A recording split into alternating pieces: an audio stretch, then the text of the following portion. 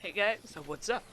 Shane here with Achievement Junkie Studios. Listen, today we're going to be doing something a little different. We're going to be doing a game review. Today, you see, it's a racing game. What a surprise! Now, today we're going to be doing a little review of Race '07. Now, this is it's the World Touring Car Championship game. Looking at the intro, and fancy schmancy stuff going on here. Now this is, you can get it on Steam really cheap, like $7. I got it over the Christmas sale for 99 cents. Now this is the Formula Raceroom edition, so it not only has the World Touring Car Championship cars from 2007, this is fancy intro stuff there, but the cars from 2006 and multiple other, among many other things. Lots of tracks that we have to choose from. All of them on the 2007, 2006 calendars and beyond. A lot of tracks I didn't even know existed. And it's not just like we have Branch Hatch and Branch Hatch Indy. There are, for just to be example, Hockenheim GP, Hockenheim National, Hockenheim Short. So there's almost every variation of all those tracks. So, and for those of you who follow the World Touring Car Championship, this is really nice. Now, like I said, it is an older game from 2007. Sorry about that. But it's doesn't mean you should treat it the same respect. It's really actually a pretty nice game. There are lots of mods. There are lots of cars included too. We have lots of manufacturers, and you can see, or each manufacturer has its own set of liveries that goes with it, coordinating to that year. So we have Chevrolet has, you know, each driver has their own livery, which is nice. Sorry about that. Say it. Yeah, you get the words. Now, and also, along with that, we have multiple other cars to choose from. There is, for example, World Touring Car Championship 2006. We have the Radical Racers. This is SR3, SR4. Very slight differences there. Now, and with each car, there's like little variations of horsepower. So now we've got little minis. Oh, it's pretty fun to drive the BMW Cougar. And there are lots of different settings you choose from. You have ABS, traction control, stability, the private testing, weather. The weather is actually pretty good. Damage. The damage isn't that good, but it's sensitive to fuel use, tire wear. You can change the clutch, gearbox. There's a lot of stuff you can mess around with. So to start, we're going to go into Hockenheim. I had to cut that loading screen. It really took like a minute. Then, there are different camera views as well. You're not locked to the camera, which I didn't know at first. You just found the camera button. So, let's head off.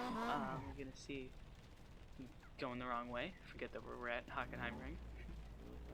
It's, rain effect's really nice.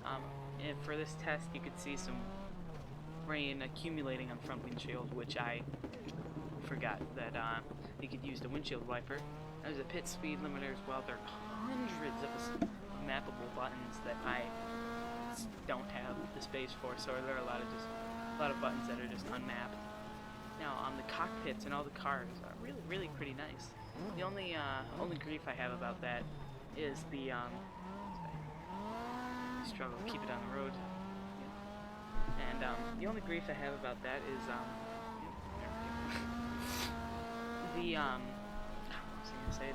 for open wheel or open cockpit cars, not just open wheel, but cars that have an open cockpit, it just shows the inside of the helmet, and the camera can be a little disoriented to horizon.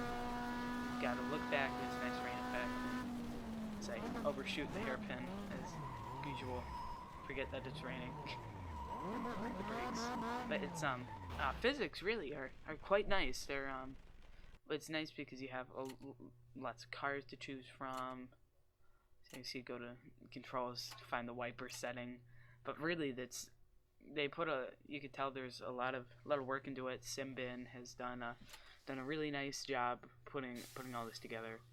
Even though, like I said, from 2007, you can look for the same stuff in the new free game on Steam. It's Raceroom by Simbin. They're working on that quite nice. A lot of stuff. It's a freemium is the name.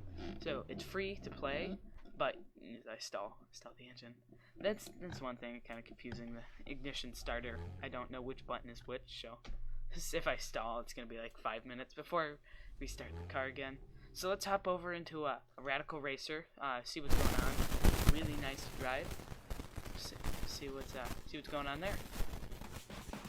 Okay, now we are over in a Radical Racer, the 252 horsepower at Brands Hatch Indy, which is one of my favorite. Now you see what I mean? It's an open cockpit, so it puts you in here.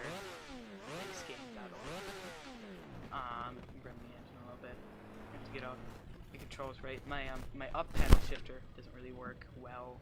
I mean, it works. It's just not the greatest. As I tried it in the helmet cam for a little bit, so you could get a good idea of what it's like. Now, it's this car. It's just for give you an example, a quick review. Switch the cameras around. It's really nice to drive. Tons of grip. I get a little wrong the first, second, third time over this corner here. See if we get running all wide. Get a little oversteer. That what's nice is compared to like Formula 1 cars, you don't get that oversteer where you can't correct it. I mean, you can occasionally, but that's what I don't like about a lot of race cars is when you get oversteer. You see that, for example. Now you see, I just hit that. I guess what I'm saying, damage really isn't that great, but for this, I see. And there we go again. Yeah. Once you get that grass and dirt on the tires, it's nice you included that. You gotta install the engine. So I'll be here for a little while. So let's see what some TV cams you could get a better look at what's going on around the track. Okay. All right, now we're over in the replay editor player thingy. Now this is since this is just a single race, you can switch back and forth to focus on different cars. You see, this is lap 4. This is what I didn't realize at the time was. That's what I was talking about. That oversteer, you will correct it. That's what I didn't realize at the time. Stuck on lap 4, so I just was watching lap 4 for a while. You see that button that I'm hovering over you? That's the little area where you can change in between cars. You could go full screen and switch to different like GoPro style cameras around the car, which is cool. The TV screen is this, where it's just different cars, just like different cameras around the track. This is really nice coverage of the circuit, and you can hear really nice. These rumble from the Radical there. I'm not sure what's powering it. I know it's at 252. See how there's a little jump there. It's stuck on lap 4. We've got a little oversteer. Correct it. But yeah, so I keep like I was saying, it's a really great game for the price. I'm not sure what it was at the when it came out. Force feedback in my wheel at least wasn't the greatest. Like I can't feel the rumble strips. Another thing that you may have saw when I was in the camera view is how like whenever there's a corner coming up, it'll tell me like how tight it is. There's directional arrows and it'll tell me how tight it is. So like this is marked as a red and it's going to the right. So I've noticed that it's all in all sin bin games. I think they're going to do away with it, but I'm not quite sure. So that's one or two. Ooh, like I was saying, force feedback isn't too great. But that's it can be changed and modified in the settings. I'm gonna say this game is for the price that you can get it now. I'm sorry about that. Another cool thing is you can see when to shift the animations in the feet. It's another nice little feature add in there. Notice the mirrors weren't working. I don't know if that's a video thing that I can change, but we're getting off topic here. For rating, I'm gonna say for as an overall number for the game, I'm gonna say about somewhere in the mid 80s, and next I'm gonna go score it, give it, put it through the rating scale, but I'm guessing it's probably gonna end mid 80s. Number 4 again. So we'll see you guys. Fast forward, or you can slow down. It's really replay editors in depth. Now this is what I had switched was I was on just the hot lap, which was my fastest lap. This is now the whole time I was at Brands Hatch. So I'm gonna give this rating real quick, and I'll be right back.